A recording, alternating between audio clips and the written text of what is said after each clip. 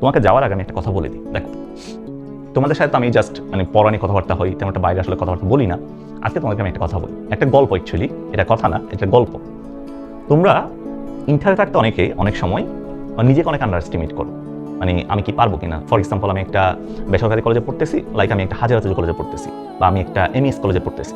Sir, আমি কি বুয়েটে টিকতে পারবো কিনা, আমি কি মেডিকেলে টিকবো কিনা, একটা চিটাং কলেজের ছেলে টিকবে, একটা নর্থডেম কলেজের ছেলে টিকবে, ওই জায়গায় আমি টিকবো কিনা। অনেক সময় তোমরা একটা আন্ডার এস্টিমেট করো।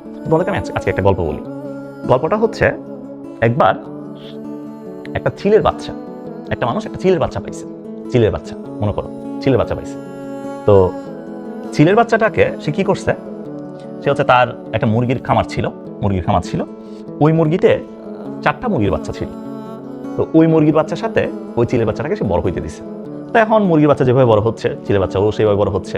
তাহলে চিলের বাচ্চাটা মুরগির বাচ্চাকে দেখতেছে, তারা কি করতেছে, কেমনে করতেছে, তাই না?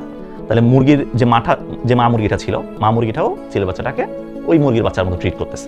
তো এইভাবে বড় হচ্ছে চিলের বাচ্চাটা অনেক বড় হয়ে গেছে, এক সময় গিয়ে অনেক বড় হয়ে গেছে।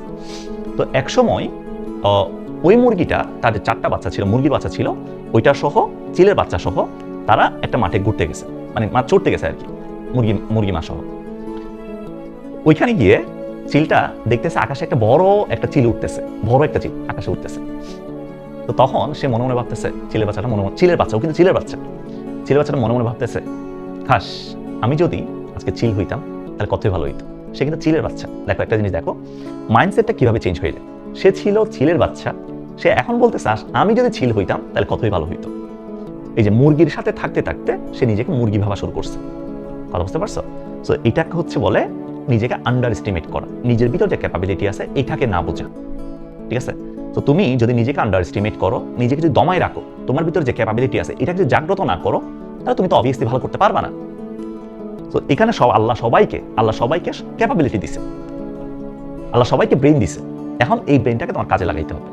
ঠিক আছে? সো যাদের স্বপ্ন আছে, তো মেডিকেলে টিকবা, একটা ভালো ভার্সিটি টিকবা, বুয়েটে টিকবা, যে কোনো জায়গায় যে কোনো কিছু ভালো করবা, নিজেকে কখনো আন্ডার এস্টিমেট করবা না। ঠিক আছে? যে কোনো ক্ষেত্রে ভালো করার ক্ষেত্রে প্রথম স্টেপটা হচ্ছে নিজেকে আন্ডার এস্টিমেট না করা। ঠিক আছে? সো আজকে থেকে আশা করছি কেউ নিজেকে আন্ডার এস্টিমেট করবা না। অবশ্যই নিজের মধ্যে ট্যালেন্ট আছে, এটার উপরে কাজ করো, তুমি অনেক ভালো করতে পারবে। সবার জন্য অনেক শুভকামনা, অনেক দোয়া। আল্লাহ হাফেজ।